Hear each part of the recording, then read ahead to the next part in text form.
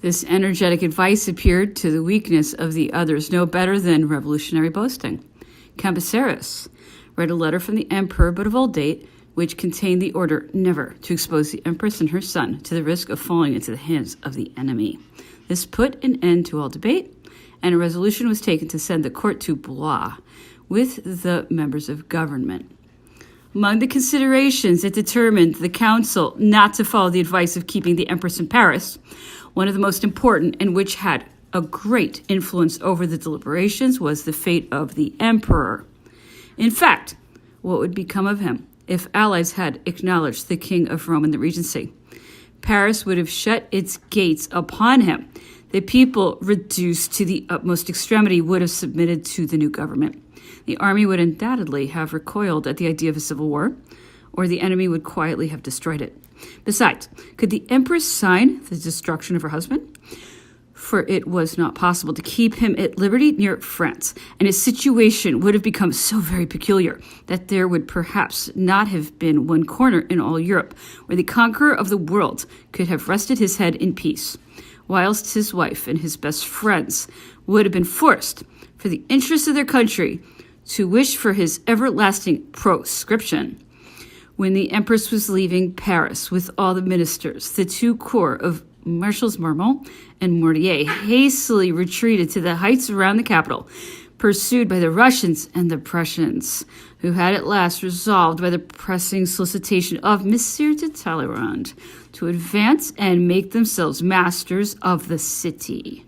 The two corps did not muster above 14,000 men. Some thousand troops drawn from the depots at Versailles and Rambouillet were sent to join them.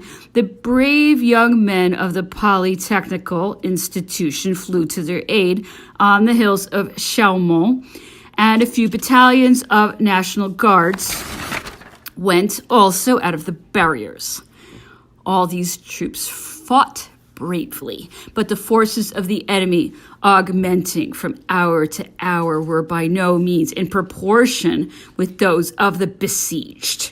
Prince Joseph, having no precise instruction for so unforeseen a circumstance, did not dare to take upon himself to prolong the defense without any appearance of success.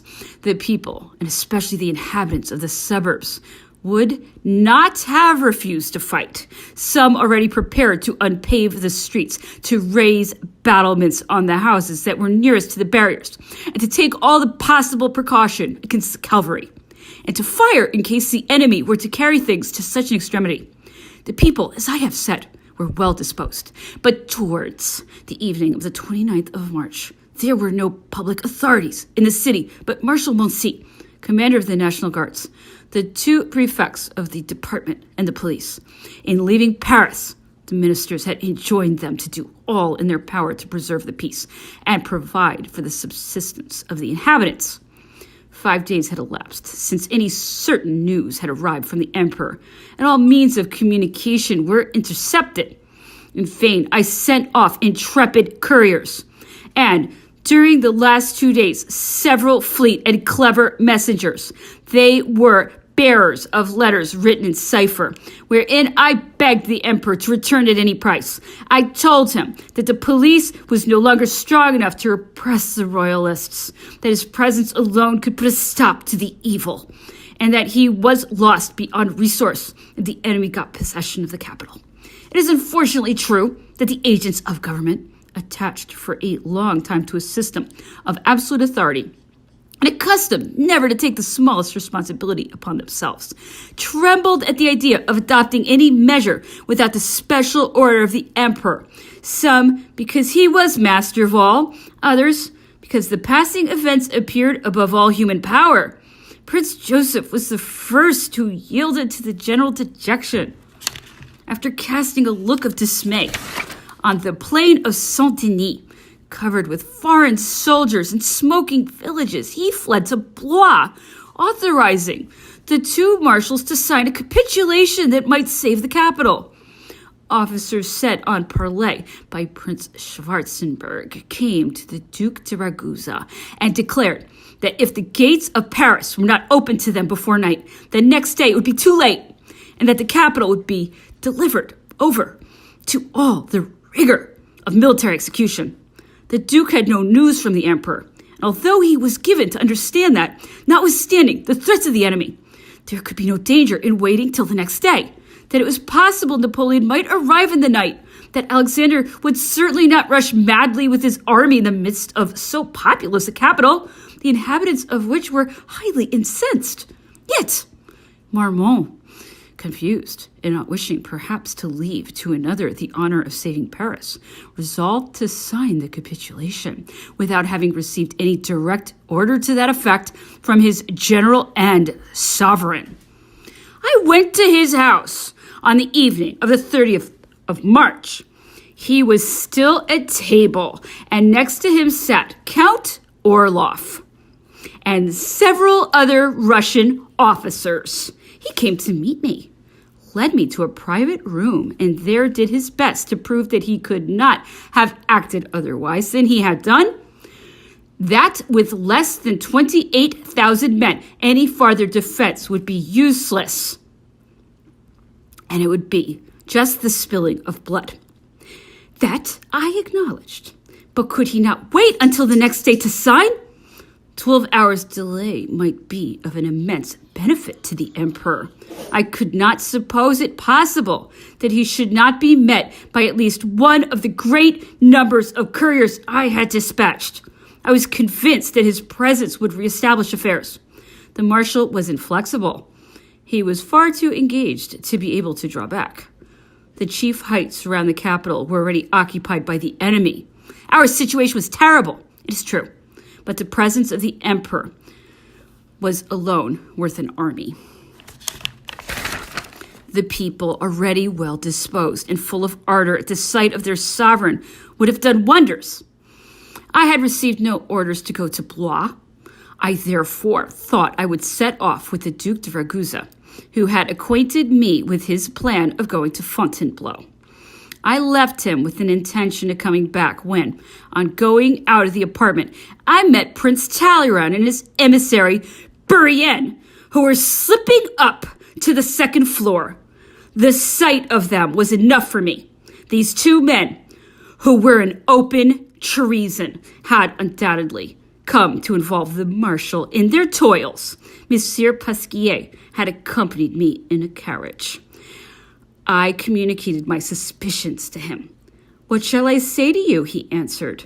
"All seems to be over. There is nothing more to be done." I set him down at the prefecture of police and retired to my lodgings in the Faubourg Saint-Germain, determined never to re-enter the post office. A little before daybreak, I received an express with letters from the Emperor to the Empress. The courier informed me that Napoleon had arrived during the night at the stage called La Cour de France, and that there he had heard the fatal news of the capitulation. The unfortunate prince had been flying with all his speed to save his capital. The blow was terrible for him.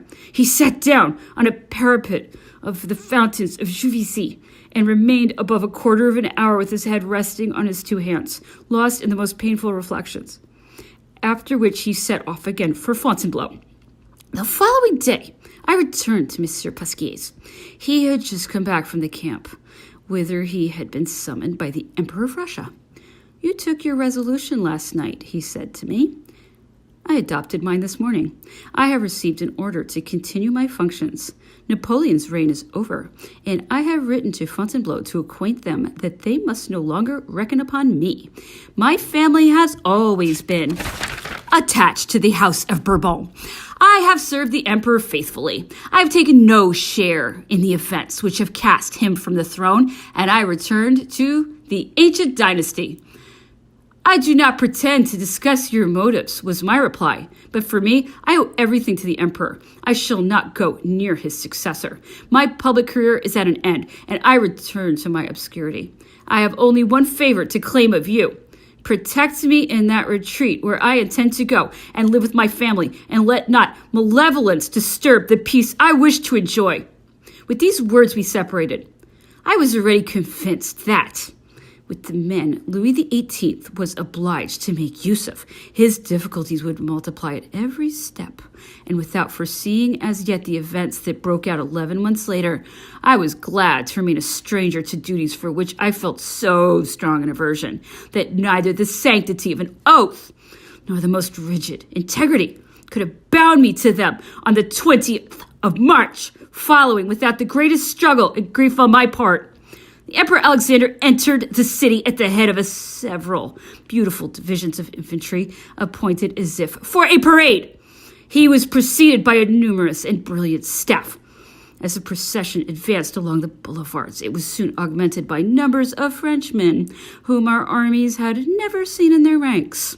The Montmorencys, the Dondevilles, the Noyais, who then faced the enemy for the first time, were eager to welcome him to the metropolis and to lay at his feet the homage and joy of the French people. One might have thought for 20 years France had been wishing for their presence. A little farther, all the genteel company of the Paris drawing rooms joined the retinue. Women dressed out as for a fete, and almost frantic with joy waved their pocket handkerchiefs and cried, "Long live the Emperor Alexander!" The windows of the houses and the open windows were filled with people. I was not so far off, but that I distinguished among them many ladies whose husbands had long filled elevated stations in the fallen court, and who themselves, loaded with honors and riches, had been attached to the service of the two empresses. I might name them, but wherefore disgrace their memory? Many of them will have descended into the grave before this work appears, and their children ought not to be punished for the shameful conduct of their parents. The Emperor Alexander had nowhere on this march witnessed this boasted enthusiasm of the French for the king and his family. He was candid enough to acknowledge this at a council held at Monsieur Talleyrand's. It was therefore through motives of policy and the necessity of circumstances that the latter persuaded him not to establish a regency. The absence of the Emperor of Austria, the unpopularity of his minister, Metternich, who was present, the force of old recollections, and perhaps also the falling off of the Duc de Ragusa swayed his resolution. While these discussions were going on in Paris, Napoleon at Fontainebleau had already recovered from the blow he had experienced. He sounded the danger of his position and calculated his resources. He every day reviewed his troops, animated them by his presence, and looked as if he wished to familiarize them with the idea of marching back to Paris and driving the enemy from the capital. Such an act of despair in a man like him might have had terrible consequences. Notwithstanding the severe discipline to which the foreign troops were subjected, the troops being too numerous for the barracks to contain them, were encamped at considerable distances from each other. Many officers lodged in hotels far from their troops. The playhouses, coffee houses, alehouses, and bagnios were filled with them until a late hour of the night. Attacked on all sides, finding at every step some new obstacle to their assembling, with enemies in every street. Confusion might soon have spread among the troops, and the terrible cry of "Long live the Emperor!" resounding on a sudden would have augmented the disorder and exasperated the people. If driven out of the capital and a battle lost in the plain, what would have been the fate of all these triumphant troops? This plan appeared feasible during 48 hours and was secretly whispered among the people. Not only the soldiers, but even 3/4 of the officers were by no means afraid to undertake it. But it was discovered by the marshals, and they opposed it through apparent motives of prudence, but in fact through weariness and a secret wish to abandon the emperor. The correspondence with Paris grew every moment more frequent, and the defections were numerous.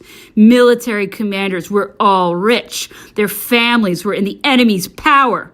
To the anxiety with which they were tormented, they added the hope of remaining great men under the Bourbons. The promises made by the conspirators were unbounded. The allies and the king would open their arms to them. They were ready in idea, marshals of France of the old monarchy, the cross of St. Louis, the order of the Holy Ghost, governments, court favors, their uncontested preeminence over the most ancient families, their names placed next to those of Turenne and Villars, seemed in their eyes to give them a luster that would fear no comparison, even in future times. These childish illusions, this sordid egotism, made them forget national honor and the faith they owed to their real sovereign. A few days were sufficient to deceive most of them. Alas, at no period was it more requisite that a deep feeling of patriotism should have animated their hearts. 22 years before, I was in 23, when the Prussians spread over the plains of Champagne, Paris, and all France, rushed out against the enemy. French youths, devoid of experience and instruction, but conspicuous for love of their country, exasperated by generous fury, trampled on the old bands instructed by Frederick the Great. Now the barbarians of Russia and all the European armies we had vanquished paraded in our squares, sat insolently round our hearths, and the French, who were again grown polite, whom prosperity and the luxury of a court had refined and enervated, looked on the strange scene with eyes of indifference. We deserved but too well our fate. The fire that animated our soldiers was extinguished when they learned that the emperor recoiled before ill fortune and acknowledged himself vanquished. It was then that the army in despair felt obliged to submit. However, the allied sovereigns had not expected that submission, and they showed their satisfaction by the treaty of the 11th of April. The title of emperor was left to Napoleon. The island of Elba was given to him in full sovereignty. A competent income was allowed, not only for him, but also for his family, and gratuities were granted to almost all the members of his military household. These various arrangements were made in presence of the Bourbons. The king refused to sign them under the pretense that he could not acknowledge Napoleon as an emperor. But it was agreed, and he engaged his word that the treaty should be executed in all its stipulations. Meanwhile, the emperor departed for the island of Elba, and the rage of his enemies augmented with that circumstance. Neither his fall nor his banishment was able to satisfy them.